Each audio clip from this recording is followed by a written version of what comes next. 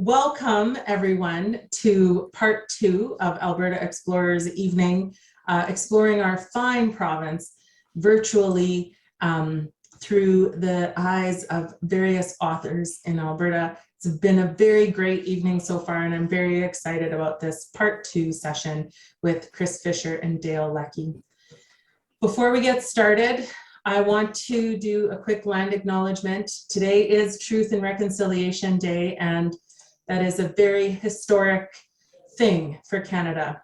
I am coming to you from Treaty 7 lands. I'm in Canmore, Alberta.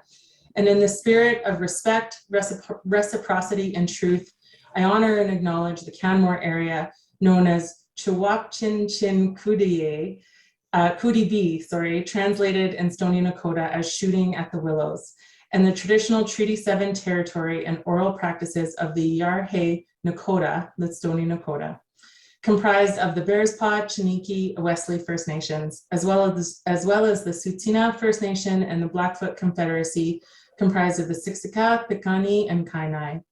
I acknowledge that this territory is home to the Métis Nation of Alberta Region 3 within the historical Northwest Métis homeland.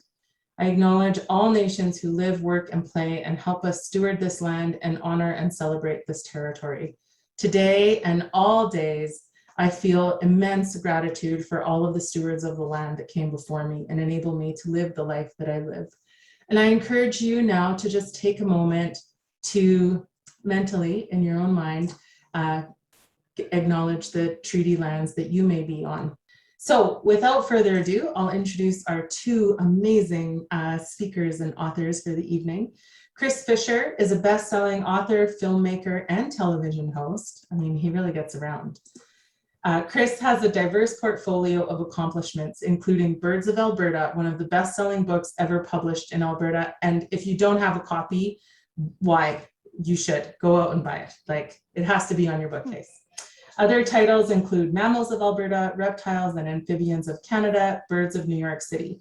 He has also written extensively for Alberta Education Resources and documentary films featured on The Nature of Things with David Suzuki, Discovery Channel, and Animal Planet. Television credits include co-writer of the long-running series Acorn the Nature Nut, which just like really takes me back to a few years ago for sure, and as a writer and host of Wild Files TV, a 13-episode TV children's series. And if you want to know more about Chris and his great work, he has a website, chrisfisher.ca. I'll throw that in the chat. Dale Leckie, PhD, is a geologist who worked at the Geological Survey of Canada and as chief geologist in a large Canadian energy company. He has edited numerous books and published widely on the geology of Western Canada. He's an adjunct professor at the Geoscience Department at the University of Calgary. Dale's first book, Rocks, Ridges, and Rivers, Geological Wonders of Banff, Yoho, and Jasper National Parks, was a highly successful Calgary and Edmonton bestseller. The Scenic Geology of Alberta has been on the Calgary, Edmonton, and Lethbridge bestseller list consistently since its publication in May 2021. And I believe it because Alberta has amazing geology, and I can't wait for you to tell us all about it, Dale. Dale Leckie guides you to Alberta's most scenic sites with intriguing stories of Alberta's landscape evolution.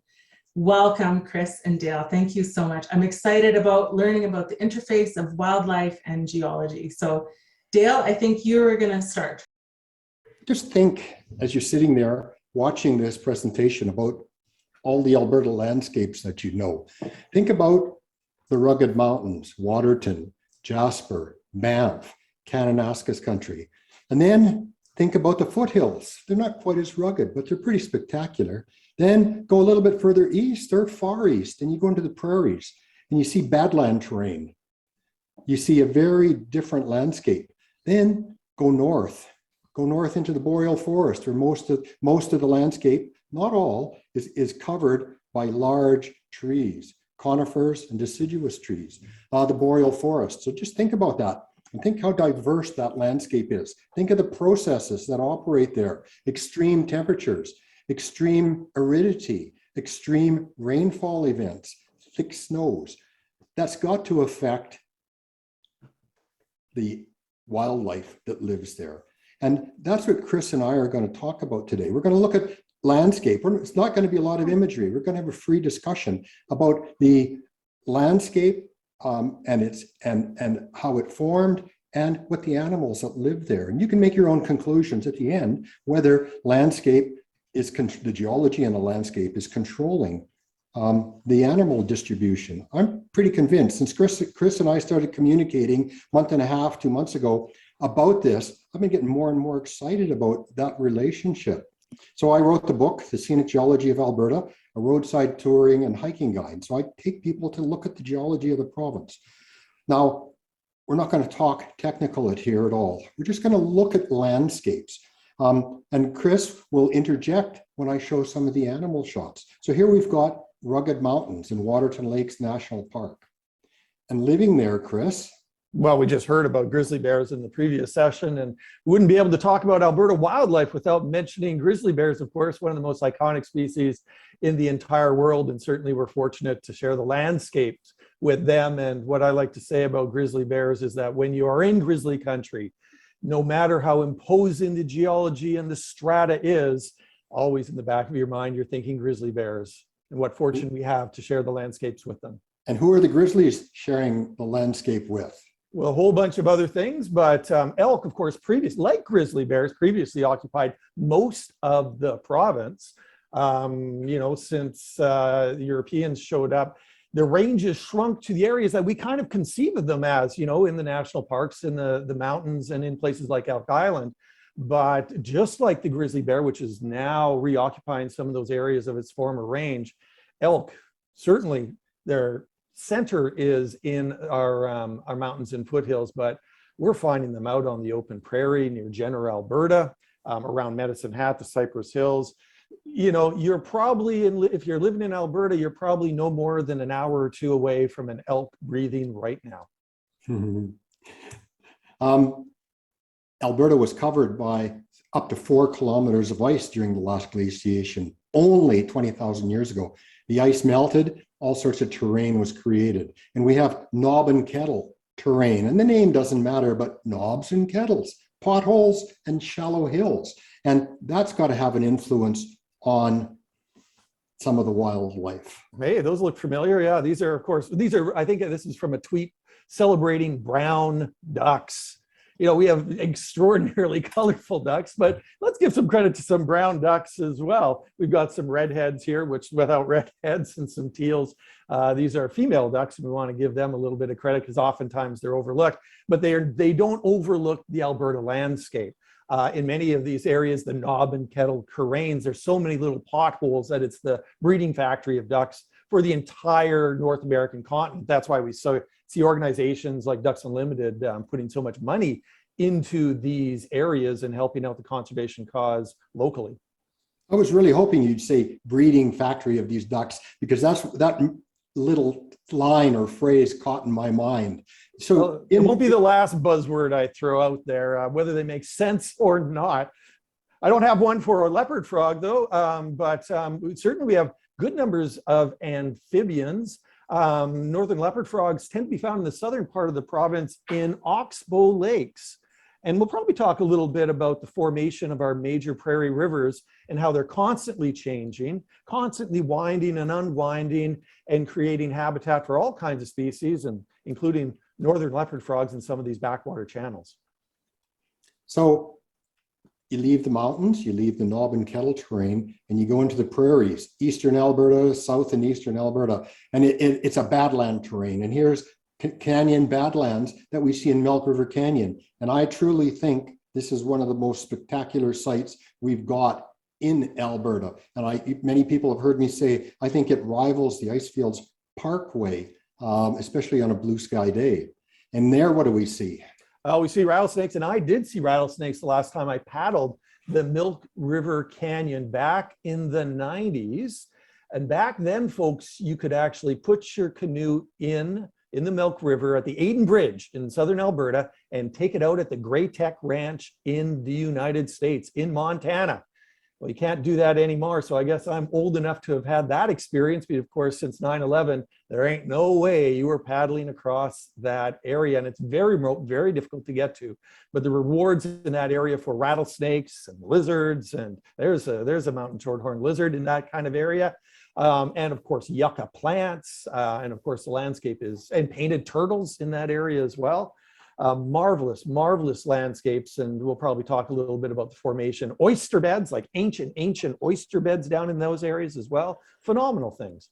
It is a pretty amazing, both that geology you mentioned as well as that wildlife. It's so unique there. And then continuing the Badlands theme, you go to Dinosaur Provincial Park and you've got Badlands and Scablands, and the details don't matter, but Badlands are different from Scablands, and it's giving you this spectacular terrain. Yes, there's the dinosaurs there, but it's such a phenomenal terrain. And there you might find, well, this is a young Swainson's hawk. We're seeing quite a few of these now, not only in Dinosaur, but throughout the southern half of the province. So as you drive around this weekend and you see a drabbish looking hawk, see how long its wingtips are there. They extend beyond the tail tip. So even if they are not as dramatically plumaged as the adult versions, you can be identifying these Swainson's hawks. They're going adios right away. They're heading off to Argentina on the Pampas, which for those of us who have been fortunate to visit Chile and Argentina, these landscapes are not too different. It's a long flight, dangerous flight through the Isthmus of Panama and the tropical rainforests of Brazil. But once they get there, it's not quite like their birthplace, but there's some familiarity there as well. Oops. So traveling around Alberta, and there used to be glacial lakes. Lakes formed right up against the ice, and they drained, that sand became sand dunes. And we can see that in several spots across the province, situations like that, south and north. And sometimes there. Well, Ord's kangaroo rat, which is one of the most endangered species in all of Canada. They occur in a small area about an hour north of Medicine Hat and in Suffield Military Range. And I've been fortunate to work on them. And they are incredibly tied to loose, sandy soils. When we were finding them, we'd be walking along and it's just a little minor ridge that may be elevated a meter above the surrounding landscape, but their dens are perfectly aligned in these little clusters of remaining sand dunes. So I'm looking forward to maybe having a more thorough discussion on these because they are so closely, a soil scientist could map out the distribution of these critters in the province of Alberta. So closely they are tied to the substrate in which they are dependent on. We're going to talk about river environments around the province. And here's the Red Deer River Valley. And it creates a rather unique ecosystem in which both the plants as well as the animals that live there, it creates a phenomenal habitat. And it's all related to the geology and to the geomorphology. Yeah, these floodplains are just phenomenal. I recognize that slide. That's got to be Dinosaur Provincial Park, one of the greatest floodplains with the massive cottonwood trees where you see common nighthawks above your tent, perching silently during the daylight hours. And then as soon as that sun begins to dip behind the coulees, meh, meh. Yeah. And you look above and the nighthawks start displaying. And it is one of the great summer evening activities to watch diving nighthawks as they perform their courtship rituals above your head in Dinosaur Provincial Park. Elsewhere during the day, all those little shrubs and bushes and willows are alive with probably the highest density of songbirds and mule deer that we have in Alberta. It's just alive, and it's just the rich landscape that is dependent on the deposit every so often, the regular deposit of these rich sediments coming downstream. I guess I might have mislabeled that.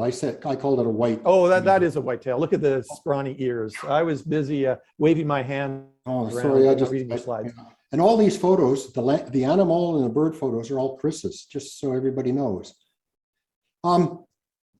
Mountains, rivers, they erode, but most specifically here in the mountains, we get rock falls and we get rock slides. And we're going to talk a little bit about that.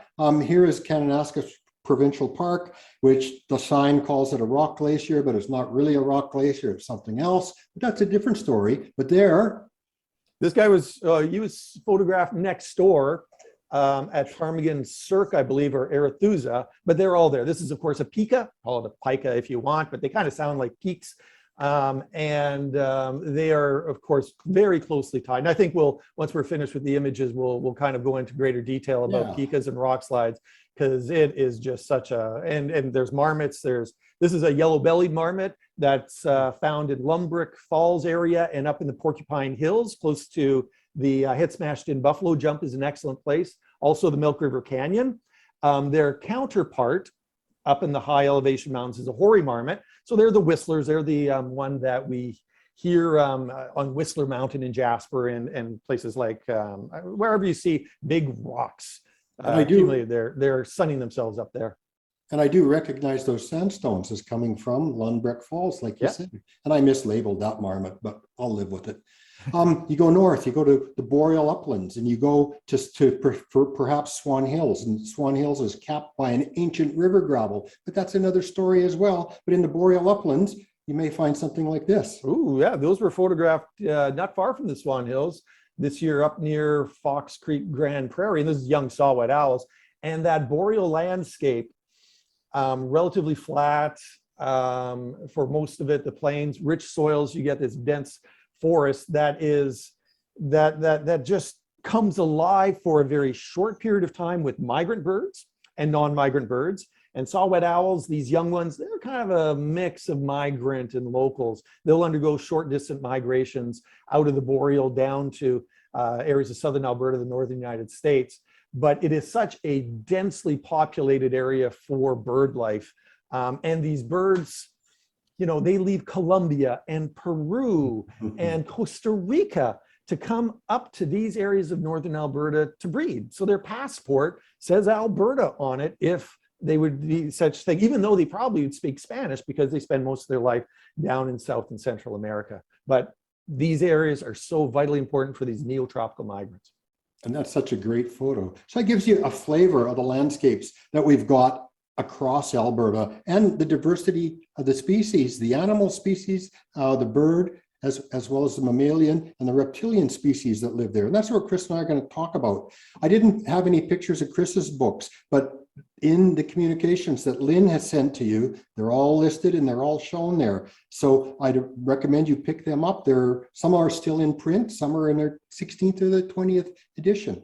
I'd like to, from the Scenic Geology of Alberta perspective, I'd like to acknowledge the Canadian Geological Foundation, who provided funding for me to print it. And I'd also like to acknowledge the Alberta government, who provided a grant to print the book. So thank you very much to both of those agencies.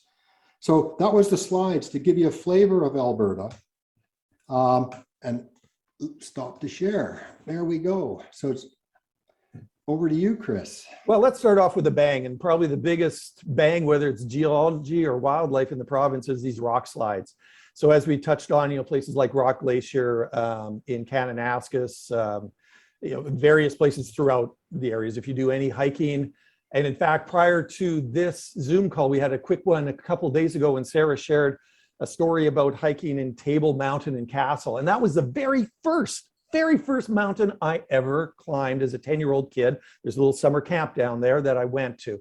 And it was on that hike, as it has happened so many times to people who go into our Rocky Mountains. I heard a pika for the first time. And of course, you're up in high elevation, you're getting a little tired. So you want to take these times to stop and take a rest.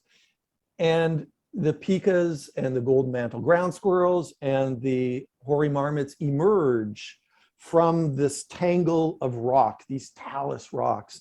And they provide such an interesting diversion for hikers who experience our backcountry in the mountains.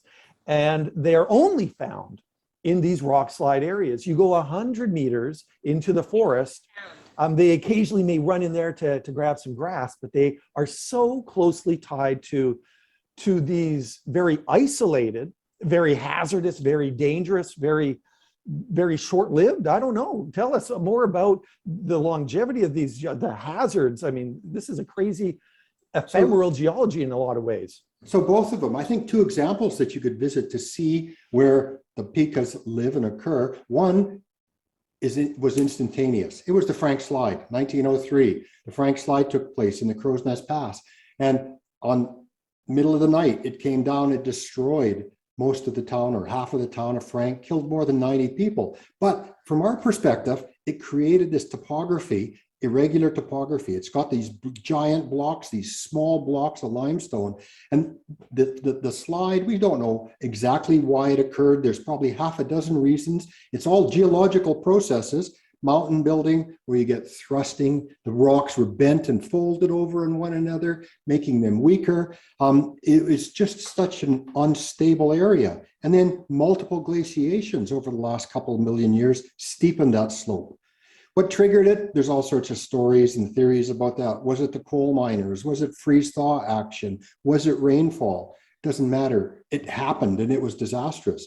And that's one of the environments. And that was instantaneous, how that one formed. The other one, and we've mentioned it now, Rock Glacier in Kananaskis country. Well, that one takes thousands of years, or that environment took thousands of years to form. What I find interesting is the sign on the side of the road at Rock Glacier calls it Rock Glacier. But the engineers, the civil engineers went in there and they studied it. And they said, this isn't a rock glacier. It is what we call, meaning the civil engineers call, a topple.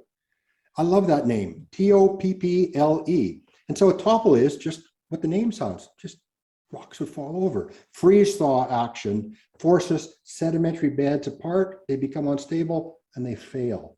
Sometimes there's snow avalanches that brings debris down.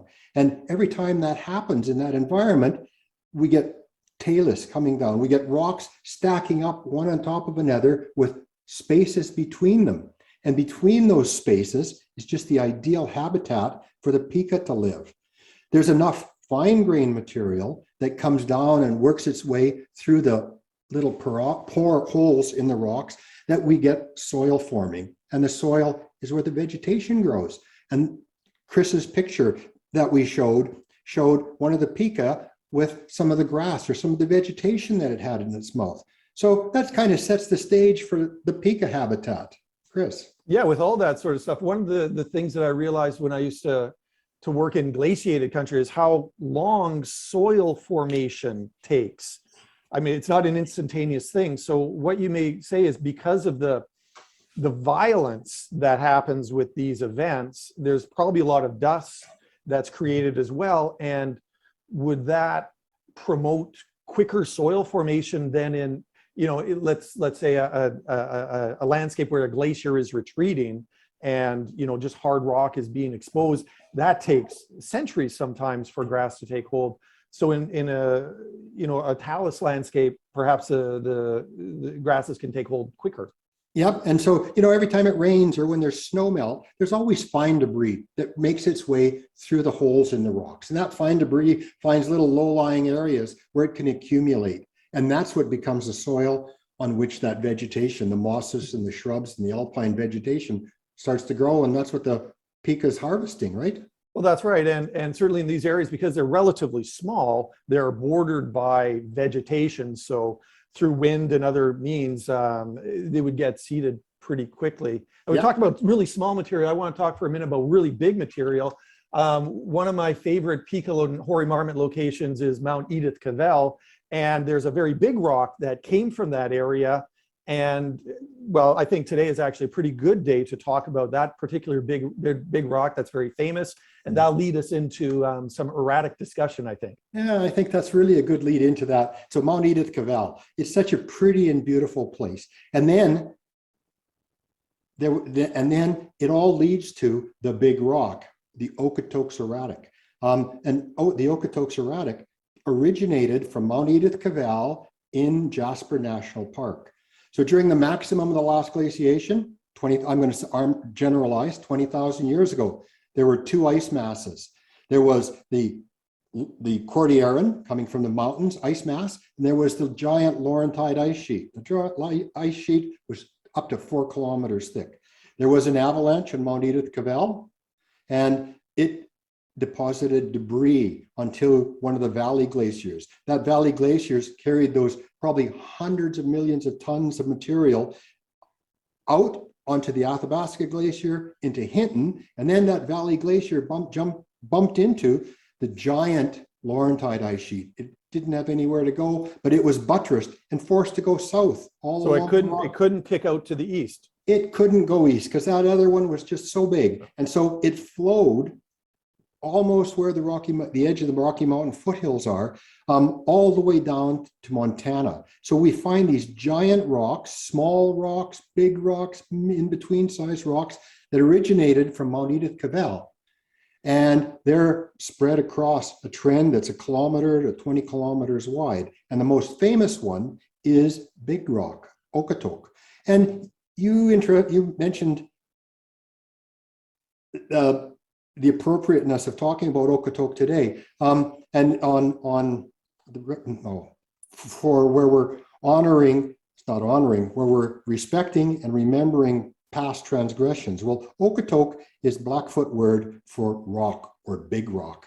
And another theory, idea on the origin of Okotok is to do with a creation story that the First Nations people have proposed how it got there. It was Nappy, the creator. He was creating the earth. He was carrying his buffalo robe. And this story was related by one of the elders. And so that's where it comes from. He was carrying his buffalo robe. It got too hot. So he was traveling with the coyote. He asked Coyote, would you look after, sorry, I just see a chat that popped up. He asked Coyote to, no, what do you do? So he went to Big Rock and said, take my coat. I don't want it. Here's a gift. Coyote, traveling with Nappy, sort of accompanied him on his adventures. Later, it got cold. And when it got cold, Nappy wanted his robe back. He had Coyote go to Big Rock, Okotok, and ask for his robe back. And no, I don't want to give it to you. It was a gift. And then from that, Nappy stole it or took back his robe. The story continues on from there. Okotok started chasing Nappy, and Nappy got help from various animals. Some of the animals came to his assistance. The bats, for instance, they tried to stop Big Rock or Okotok. They crashed into it and they broke pieces of it off, but they couldn't stop them. But they flattened the fronts of their noses, and that's why bats today have flat noses. So the story continues, but I think it's a very appropriate one to talk about today, Chris. Well, absolutely. And there's other very significant large boulders that are found typically in the prairies. I believe they're called ribstones and others, and some have extraordinary cultural value. As a wildlife guy, the cool thing about those is, you know, if you're an itchy bison, and boy, there were a lot of itchy bison running around southern Alberta for many, many centuries. There was no trees around, there was no barbed wire fence around, so they would scratch on these large boulders. And the cool thing about it is, if you go down, I'm sure Dale could relate, so many of these boulders unfortunately are on private land, so they don't have great access to them. If Dale knows of some in public areas, he can certainly share that with us. But so you end up having these polished edges on the sides of these large boulders that are rubbed smooth by generations and generations of bison. And not only that, because they keep walking around the base of these boulders, the soil there blows away because it's rendered into dust. And the boulder begins to settle in a divot of its own creation. And then when the spring's rains come, it pools a little ephemeral pond. And then you end up getting things like spadefoot toads, which are just these explosive breeders that hang out in the prairies, and they just hit every puddle of water for a couple of weeks in order to see this happen. So, you know, from these great cultural artifacts to these natural history and geological artifacts, there's a lot of neat stuff from big rocks on the prairies. Well, there is, and you know, this spring, my wife and I went camping in Grasslands National Park in southern Saskatchewan. We actually left Alberta.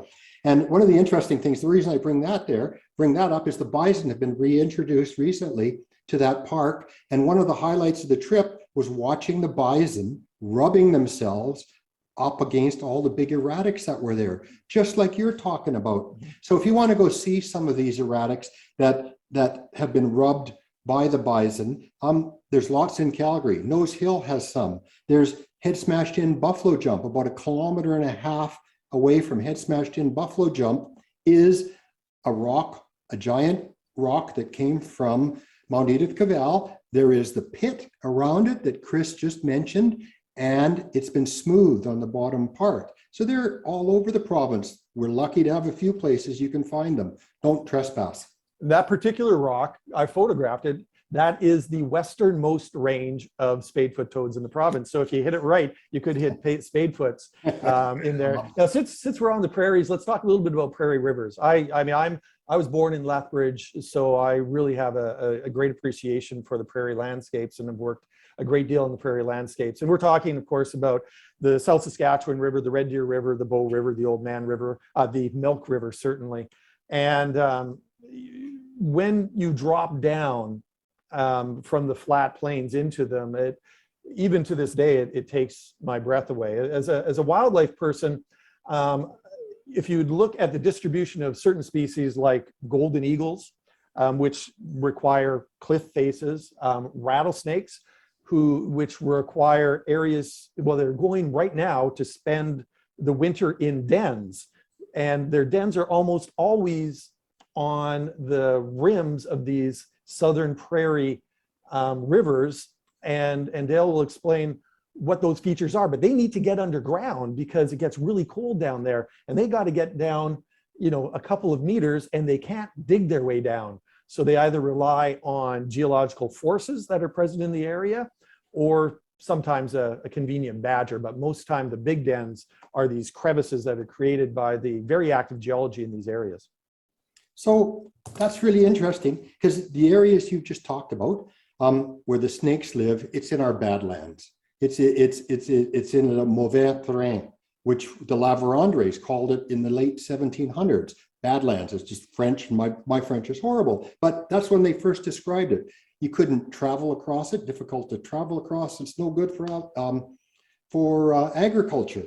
But that badlands terrain, one of the characteristics of badlands terrain is how quickly it erodes. So when we get big rainstorms, thunderstorms, typical of the prairies, you can get horrendous thunderstorms with a lot of rain, and we can get up to half a centimeter, 0.4 millimeters, half a centimeter. We'll call it of erosion, vertically and laterally. The water runs off and it starts to create gullies in rills, but then it also starts to create pipes. And those pipes are hollow little caves or tunnels. Those are ideal spots for a lot of these snakes to live. The other thing about this landscape, and to give you the irregular topography that we've got within these valleys, I want you to think back what I said a few minutes ago. Alberta was covered by kilometers of ice.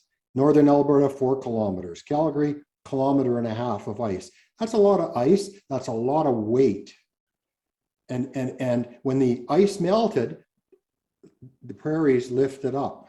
Ice, we call it isostatically. It's just like an ice cube or an iceberg. The top of it melts and the ice cube rises. That's what happened across the prairies.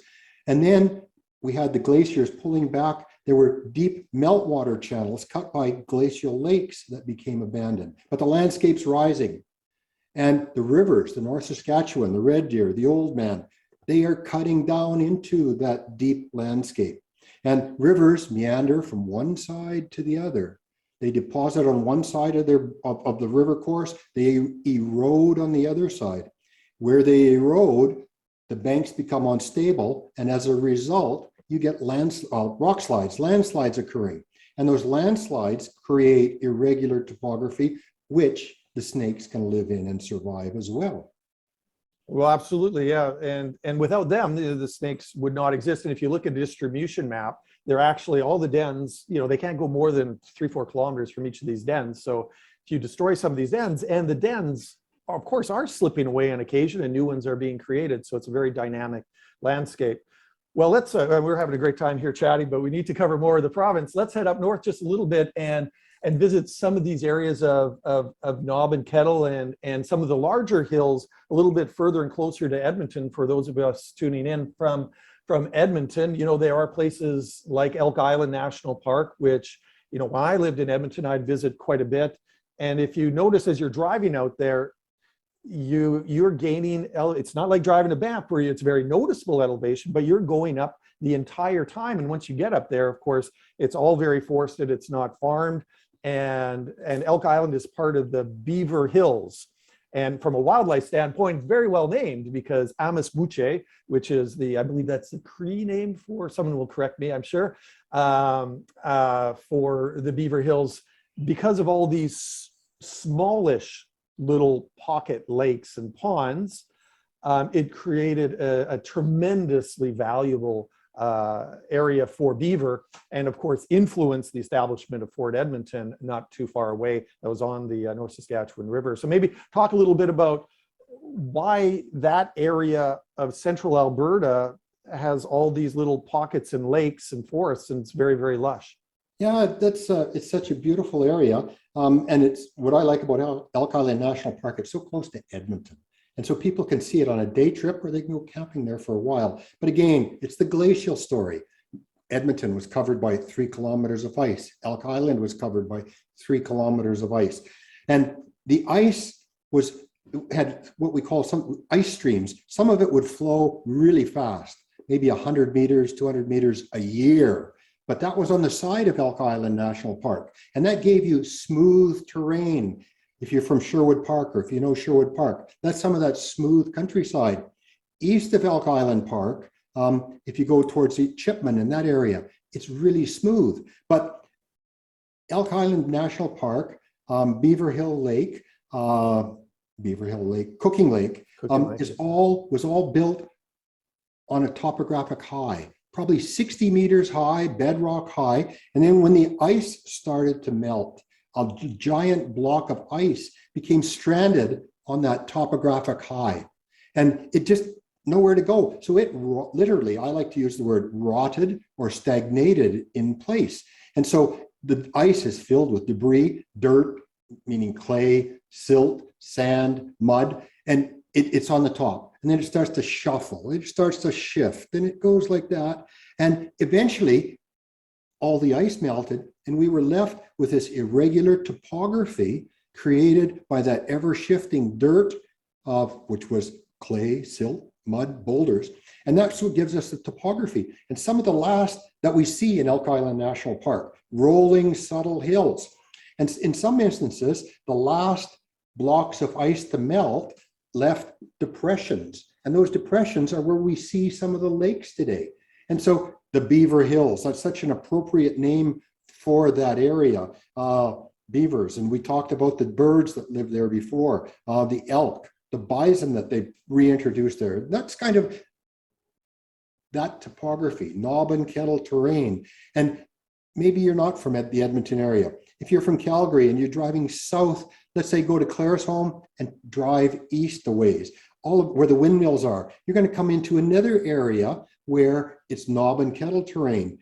We just went to see on the weekend, my wife and I, we went to the Medicine Wheel Butte, and that's on this knob and kettle terrain there. So a similar story in various different places across the province. So we're talking about small hills in central Alberta. Now let's talk about the opposite of small hills. In the wintertime, boy, the wildlife gets pretty tough. A lot of it takes off. Birding gets really tough. So, a lot of the Alberta birders concentrate on owls. And really one of the great owls that we do spend a lot of time searching out in Alberta are snowy owls.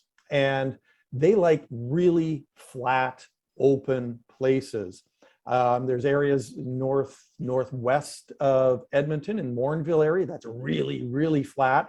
And certainly areas between Calgary and Drumheller that are really flat, like as flat as you could draw on. And I know that has a post-glacial reason as well.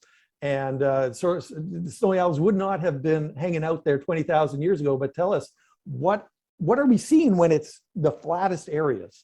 So whenever I'm driving across the province, anywhere in the province, and I come across usually farmers' fields or nice flat pasture land, there's usually no stones there on the sides of the fields.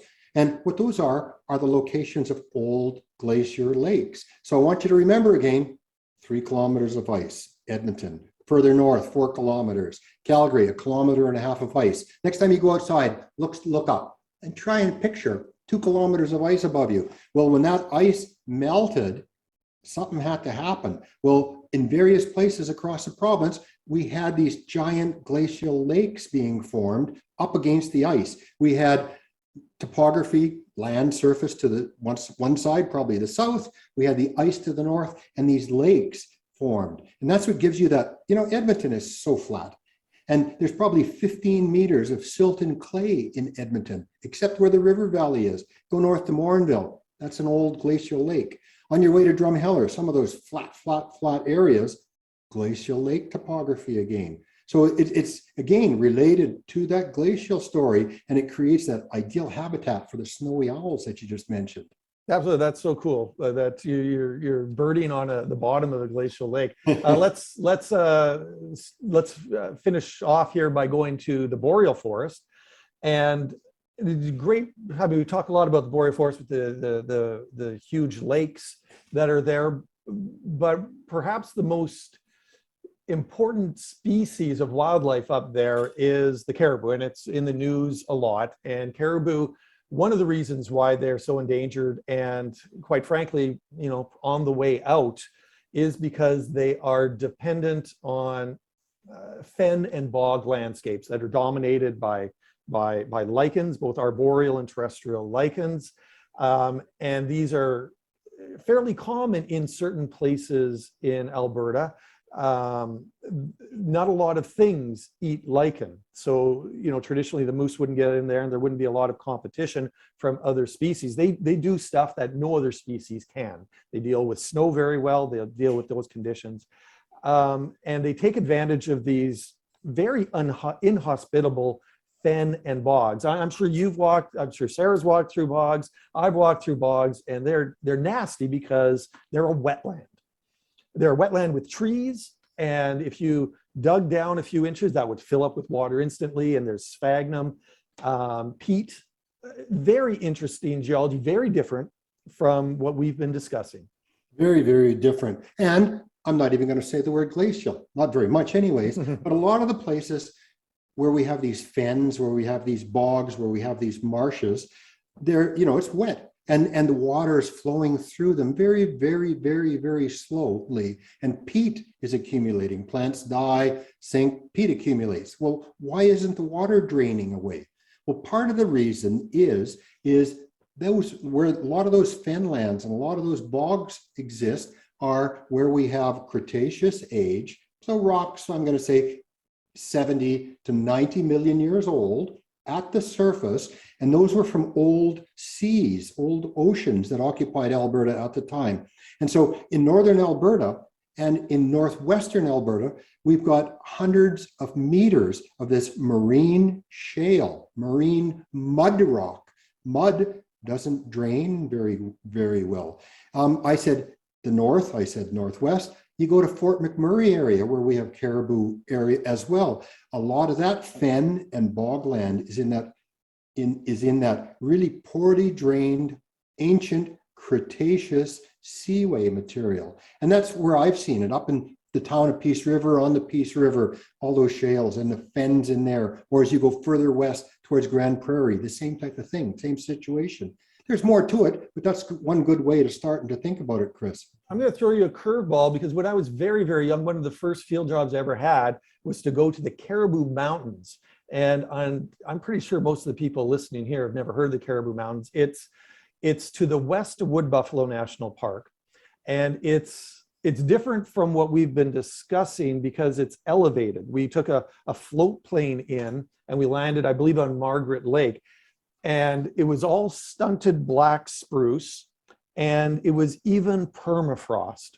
The only area, I think there may be an area near Zama that has permafrost as well. Now that's a different thing. And of course, because it's higher, you're essentially in the Arctic up there. So there's tons and tons and tons of lichen. And it seems unusual because it's a bit of a rise in an area that I would have assumed that would have got the full brunt of the glaciers coming down, but still there's this plateau there. So it was preserved. It's what I call an erosional remnant. It's a piece of a landscape that existed, 80, 90 million years ago. And I mentioned about ice streaming, moving along really quick, maybe a couple hundred meters per year. And when I say 100 meters per year streaming along, that's what I mean. It was the same thing up there. The ice went around these highlands and streamed along, and they were preserved, just like that upland that we talked a little while ago at Elk Island National Park. So it's the same thing. And I'd like to mention, I've been up there too in the Caribou Hills. I was looking for diamonds. Hey, wow, wow. Yeah, the fly fishing was really good. It's the place I first caught, and the only time I ever caught grayling, Arctic grayling up in there. The last time, now we've been talking about all sorts of wildlife and geology, and I think there's a really neat connection because we addressed a little bit of the grizzly bears and all this dynamic relationship between predators and prey and herbivores, and we're so fortunate here in Alberta to have intact systems, whether they're in the parks or not, that we do have these predator-prey relationships, and we see them, you know, we know of them, but we can see them in action in some of our national parks, places like Waterton Lakes, because it's so open. Oftentimes you do see some quite high drama between predators and prey that we are familiar with contemporarily.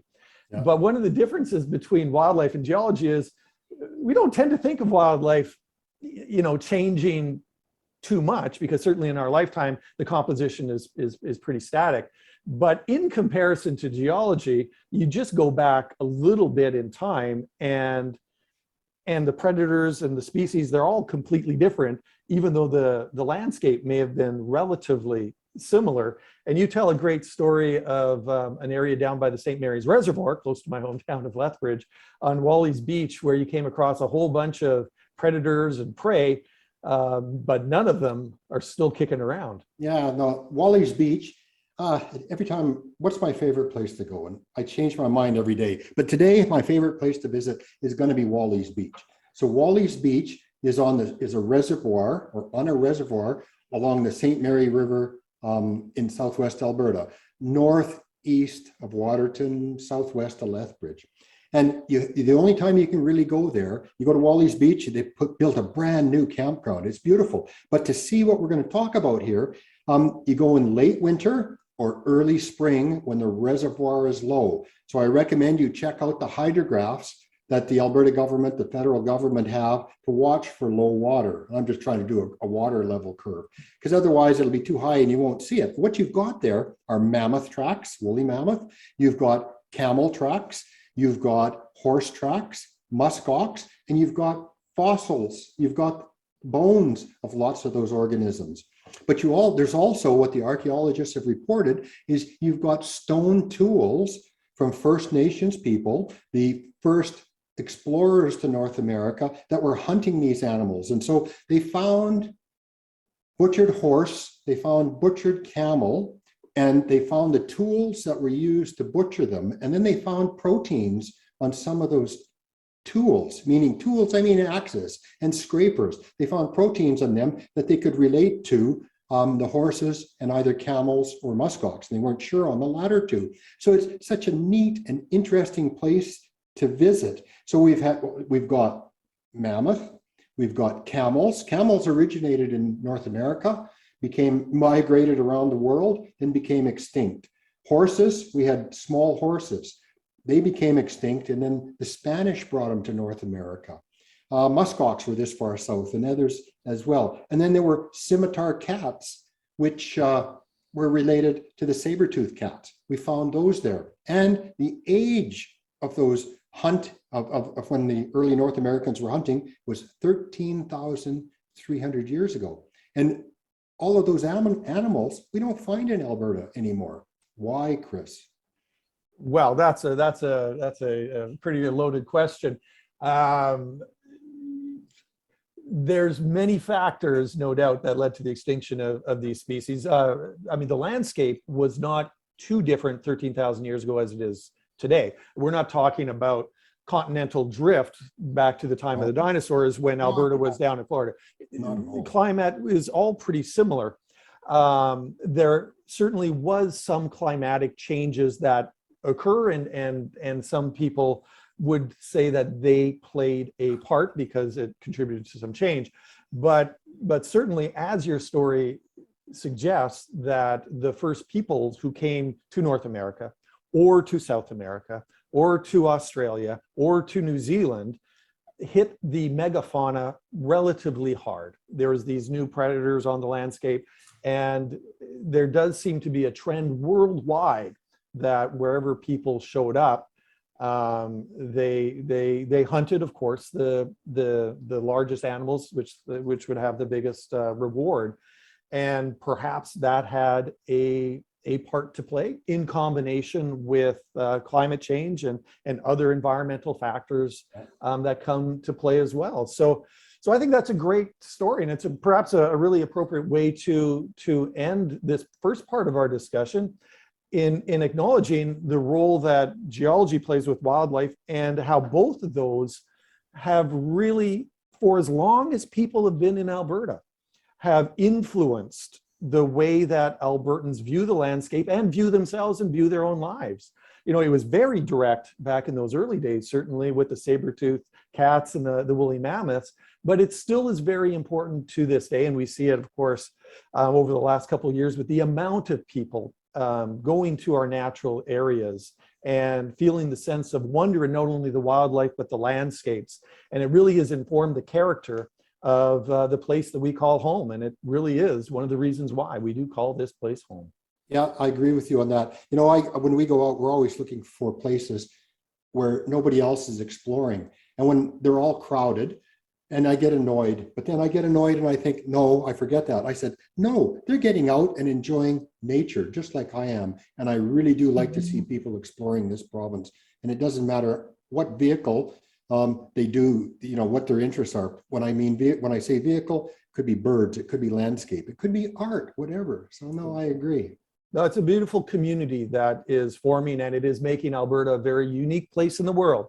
There are very few places where these opportunities are so proximate. I fully agree. An hour away from everyone's home. They can just be enriched by the natural world. And we're happy to be making presentations to help people along.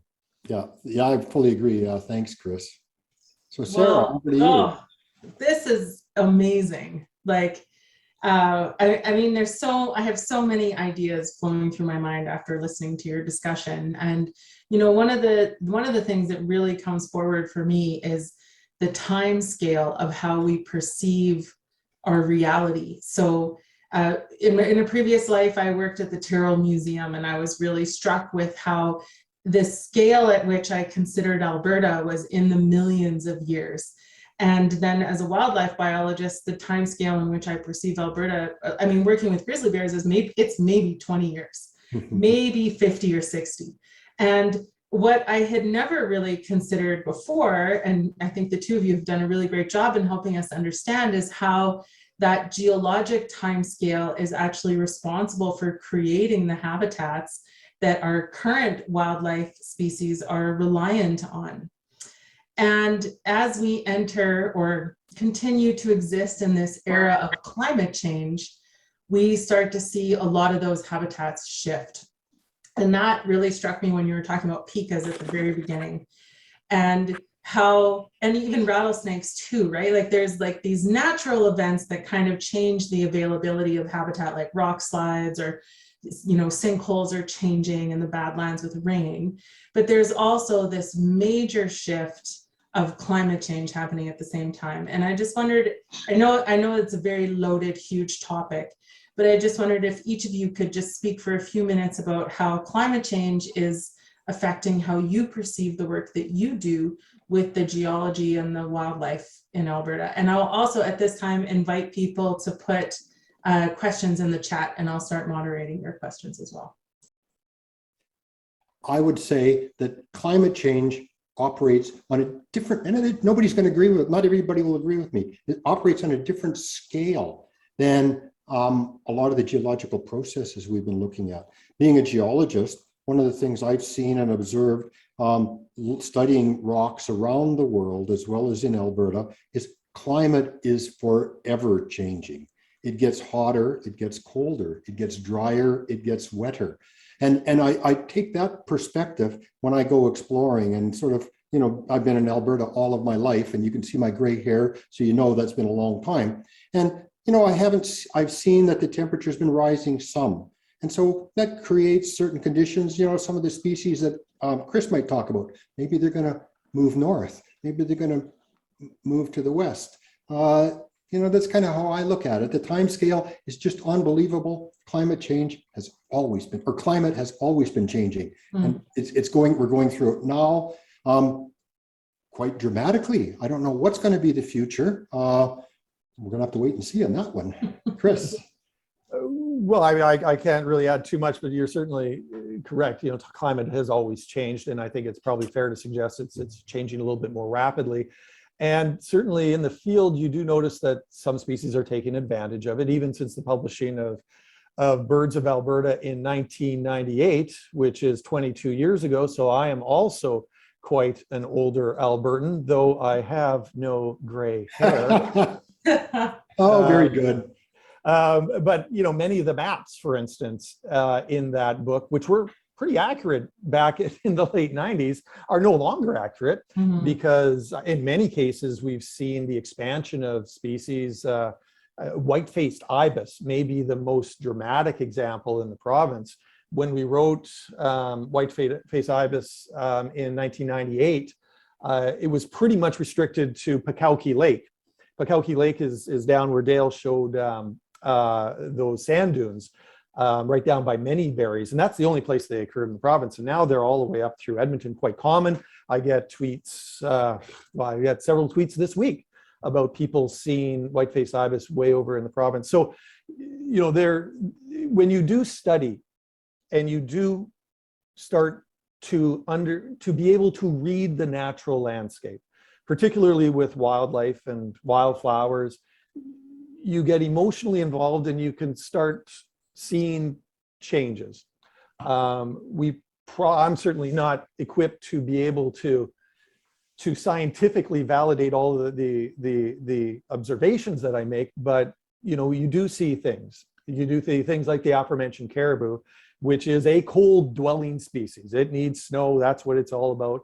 And there are many factors impacting caribou, from obviously resource extraction, but also climate and folks up there, and there's a bunch of stuff. So it is cumulative, but it is part of the discussion as well. I spend a lot of time working with younger people, millennials, and it is simply a part of their understanding how to perceive the world. It is not frequently debated with them. It's just an acknowledgement that this is the path forward, and we've got to manage with climate change in mind. And that is a generational change that I certainly see among younger people, and not even so much with my generation as well. Yeah, I agree with that statement fully, Chris. Yeah, it's an interesting trend. I think it affects not only how we perceive the world, but also it affects the scientific questions that wildlife biologists are asking, or geologists even. Like, it affects how we do research on the landscape, and how we start to understand how these changes happen over long or short periods of time. That kind of leads into our first question from Willem, who is talking about insect abundance. And I've read some articles about how insect abundance is declining globally. And so Willem is saying that this summer he didn't see and hear many nighthawks around their cabin in Pincher Creek area, but other summers there are many. And also he didn't see very many bugs in the air. And he's wondering if they stayed away because of the smoke or of the forest fires in BC, but he's also saying in general, we see less bugs also in the Edmonton area. So was the smoke from the forest fires affecting insect abundance, or is that just a general declining trend for other reasons? Well, there's nature. The wonderful thing about nature is it's just tied to so many factors. So there's rarely just one simple tie-in. Yeah. But there is no doubt that insect populations have declined.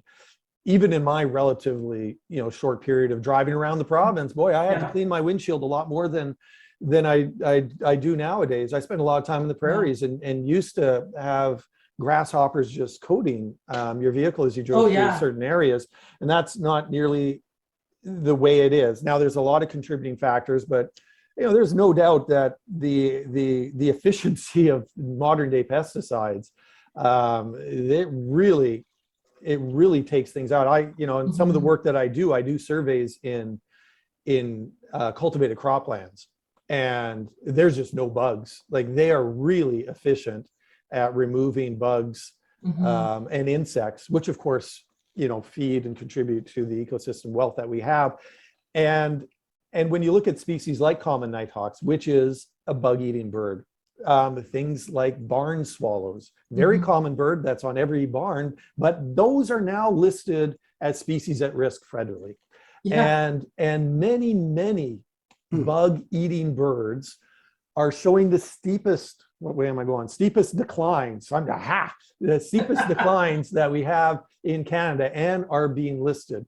And there is pretty good long-term data from things like breeding bird surveys, which volunteers have been doing since the 1960s on the exact same routes, on the exact same days. So you've got pretty good long-term data looking at the population declines, and what is being seen as population declines in birds anyway, that are dependent on insects, seem to be going down. Now, is it just a Canadian phenomena? These things do migrate down to Central and South America. There may be factors there as well. It's very complicated. And that's the wonder of nature, is because it's hard to figure out. And there's always questions to ask, and there's always things to learn. And I'm wrong all the time. And that's great. That's great. I love that. Not that you're wrong all the time. Oh, well, yeah. But I think we are, like, as biologists and scientists, that is the whole entire point of science, is to continue learning. And so that does mean that sometimes you're wrong, because you learn something new and it changes how you perceive the world. Good perspective, yes. Dale, we've got a question here for you about, does the Lewis thrust go through the Little Highwood Pass or through Highwood Pass? No. And also love your book. Good, thank you. No, I can't answer that because I'd have to look at a map to see. But I'm going to tell you that when you're coming north on, I think it's Highway 40, off Highwood Pass, you keep going north and you get to Mount Kidd. Mount Kidd is the northern termination. It's the end of the Lewis thrust. It's not thrust. The rocks have been folded and bent there, but it's where that 600-kilometer long Lewis thrust comes to an end. It goes down into Montana. Chief Mountain is on the Lewis thrust. So I can't answer your question. Is that where it kind of veers off a little bit? The highway veers off and you kind of go up, and that's where you start getting cell coverage again. Yeah. You kind of go up and over there, right? Yeah. Yeah. Okay. Yeah. Yeah, that's amazing. There are also, I'll just say, there are a lot of comments in here from people who are loving this discussion and think that you two need to start a TV show, and they just love you. So I'll just blanket that. You're writing that in the chat. I'm not going to read it out loud. Pretty funny. It's just a blanket. You're all well loved. Chris, there's a question here. Grizzly bears seem to be found only close to the Rockies. Has this always been the case, or were they originally all over the prairies and then pushed west due to loss of habitat? Well, I think, Sarah, you could probably answer the question. So you're being very gracious to throw it to me. When Lewis and Clark came across the United States after President Thomas Jefferson, who was a great natural scientist, said, hey, we need to know more about these things. They first documented grizzly bears in a place called Poplar Creek, which I have stopped at, and that is in eastern Montana. So it's south of Grasslands National Park in Saskatchewan. It's way out there. So grizzly bears formerly occurred throughout the Great Plains, and why wouldn't they? There would have been bison and pronghorn and elk, and there'd be wolves killing things. There'd be First Nations killing things.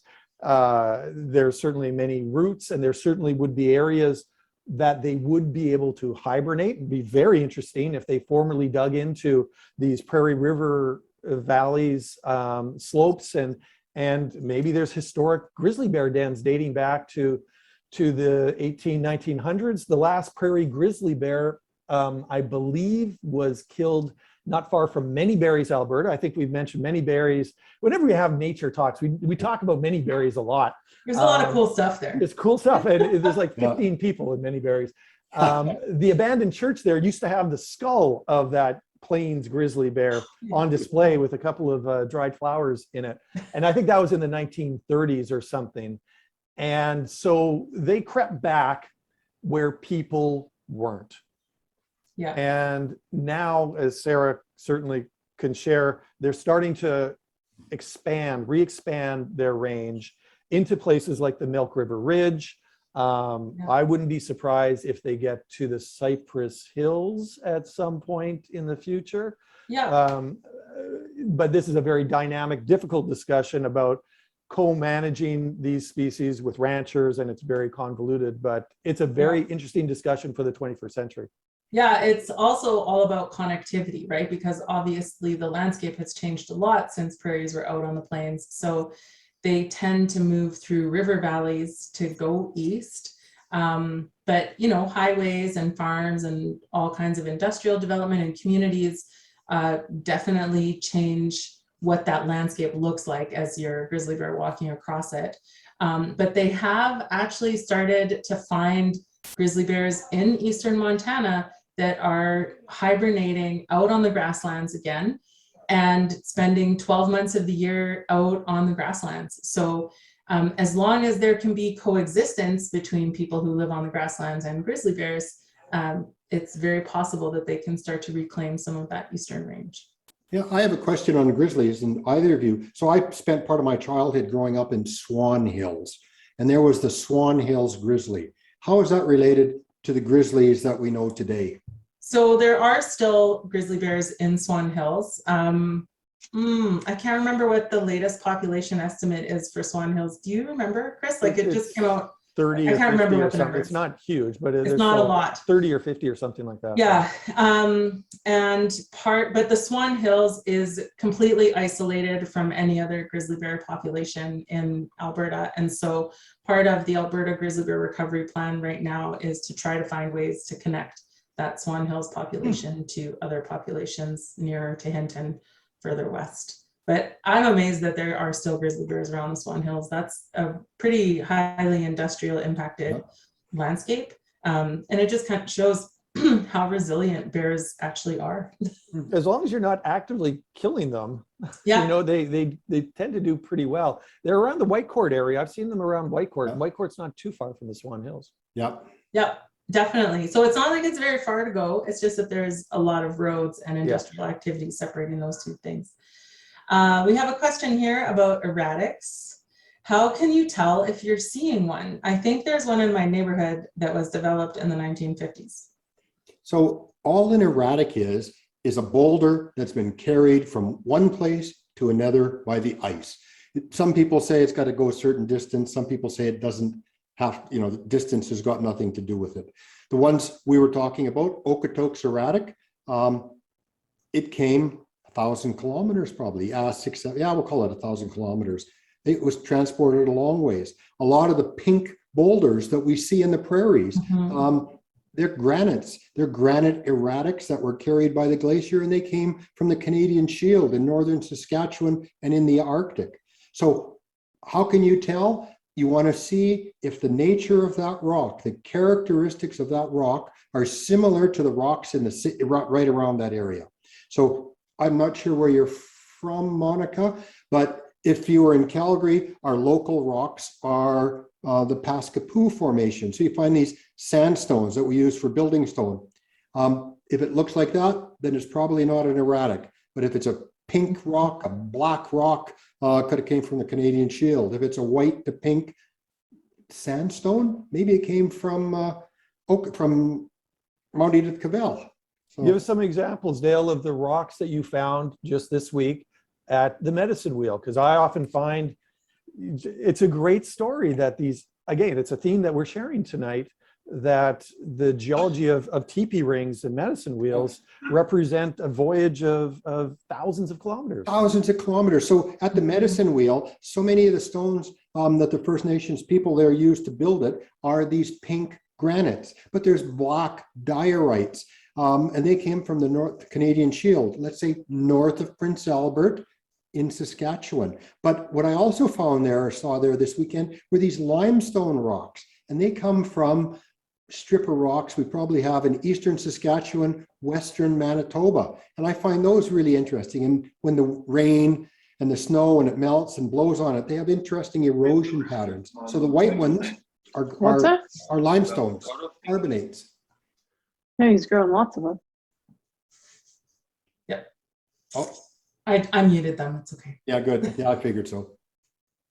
It's so cool. The glacial erratics are just, it's so neat to think about the journey that a rock has taken over, not only over time, but over space to get to where it sits in your yard or next to the road or whatever. Can I say something? Just let me, so story in a rock. So one of the things that I talk about from the glacial erratics from Mount Edith Cavell, I call it the story in a stone. And so if you go to the Okotoks erratic or the one at Head Smashed In Buffalo Jump or wherever, and we've got these quartzites, they're about 500 million years old. North America was situated south of the equator at the time, hot, horrible. There were shallow seas, and the sands there were transported by tidal currents, by tides, tidal waves in this shallow sea. And this ocean was sinking, the basin was sinking. So at Mount Edith Cavell, there was a kilometer, 1,000 meters of this sand deposited. Then it was buried, probably 20 kilometers. And then mountain building brought those rocks up to the Earth's surface. And then the glaciers came. There was a landslide on the glacier. And then the glacier came to Calgary. The glacier came to Carstairs. The glaciers came to Head Smashed In Buffalo Jump and dropped the stone. That's the story you can pull out of one of those giant boulders. So I took somebody else's question time, but I couldn't resist. No, it's very cool. Dale and Chris, can you comment on the unique snails that live in the hot spring caves in Banff and how that relates to their unique geological setting? Well, I know there's maybe Sarah, you since it's your neck of the woods. The Cave and Basin Hot Springs has the word unique is thrown around a lot, but it's its own species. And that's called endemic. So it's the only place in the world that it exists. In order for a species to become its own species, it needs to be isolated by several factors. So that's why the Galapagos Islands was such a rich place, in the Hawaiian Islands, because they're isolated. You don't have this cross-fertilization of genes. It's a little central pool that is just breeding with itself, and the changes that occur there make it sufficiently different to differentiate from others. So what must have happened is that pool of warm water remained isolated from all others. So it likely may have persisted longer pre-glaciation, post-glaciation, in order to sufficiently differentiate from the other pond snails, which they're clearly closely related to, but they're not that closely related to. So this particular snail in Alberta is on the Species at Risk Act, and there's management plans and everything else for a lowly little snail. So next time you go to Cave and Basin, look down, see the introduced fish, look for rusty blackbirds and soras, and look for a couple snails, and there you might see the Banff spring snail.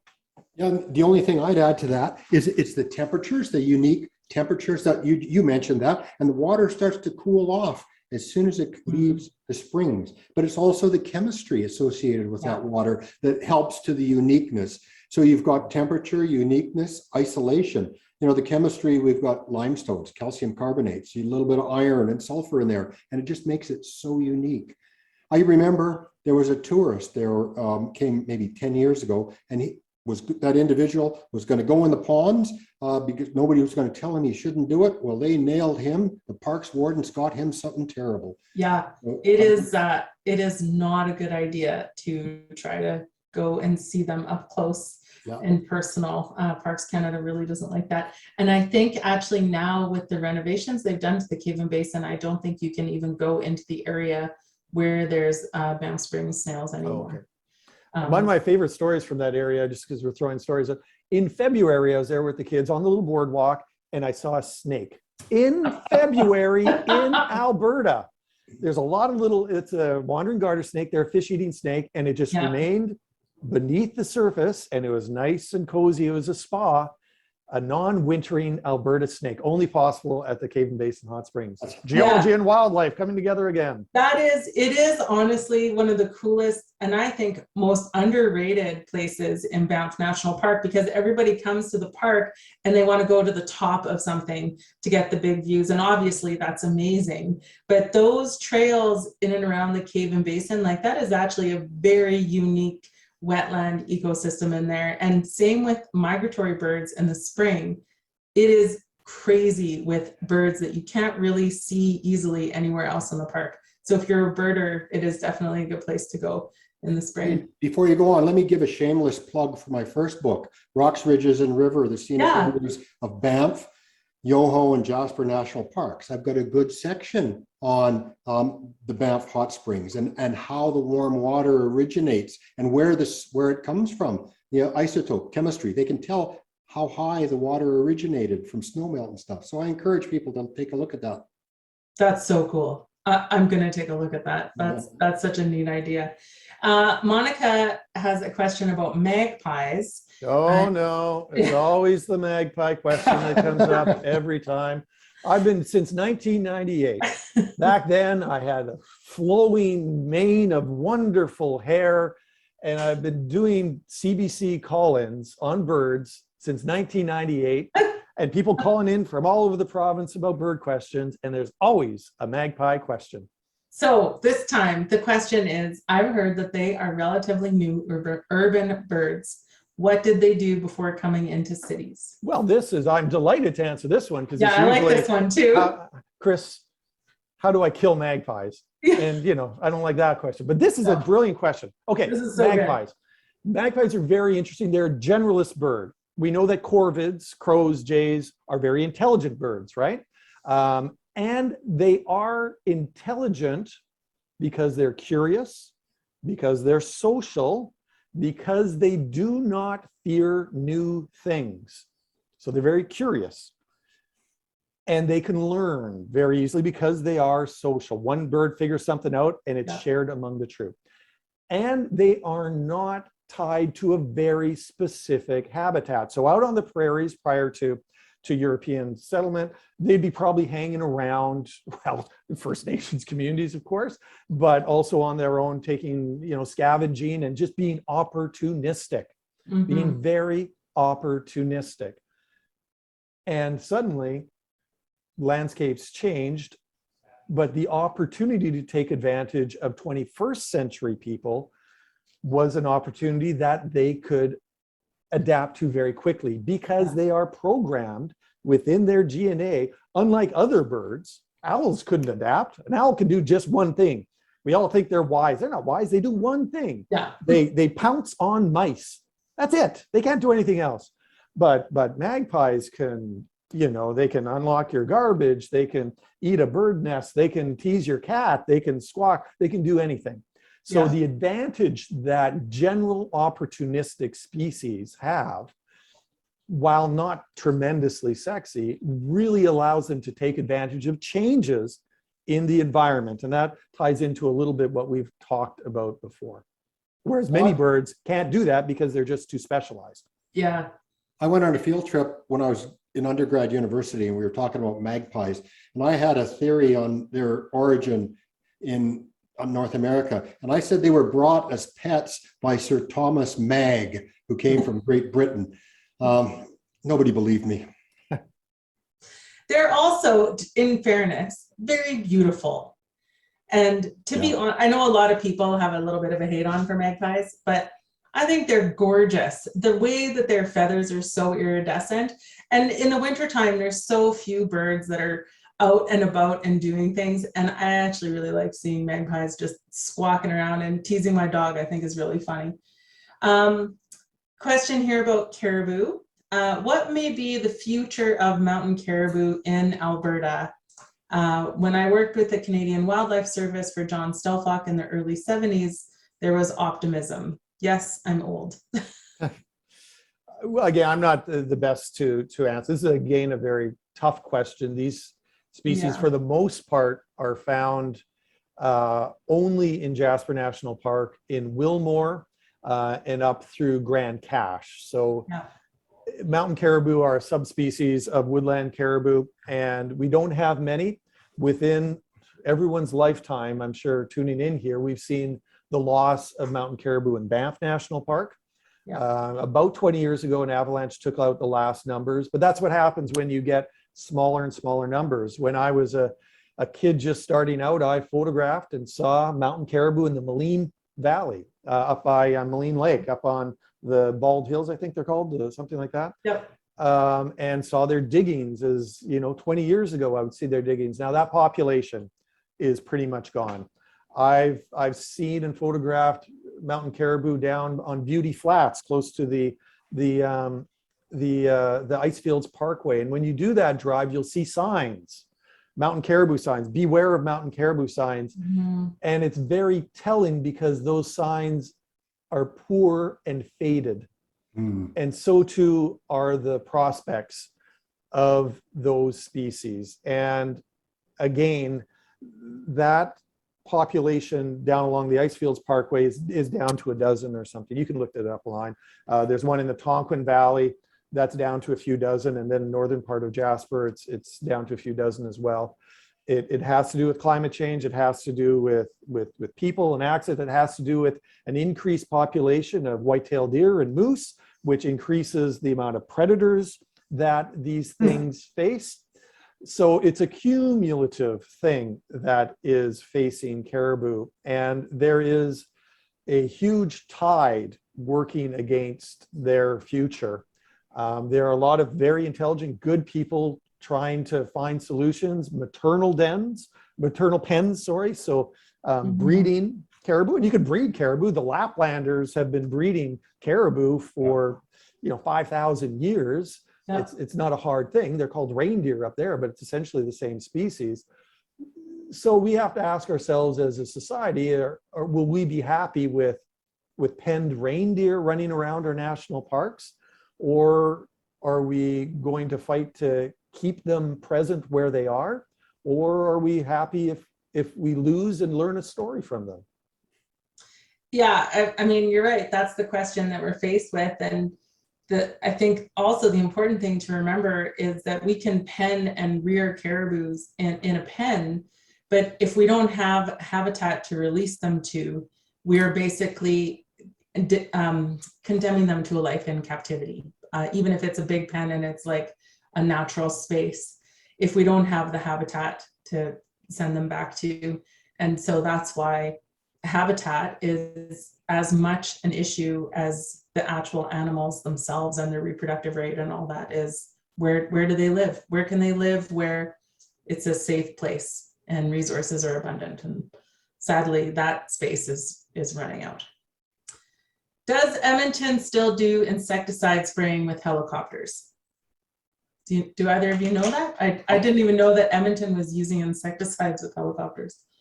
I cannot answer that. Willem lives there, so I would think he might know. Yeah, Mike Jenkins is the guy that runs the mosquito control program, but I don't know the answer how they apply. It's an interesting question.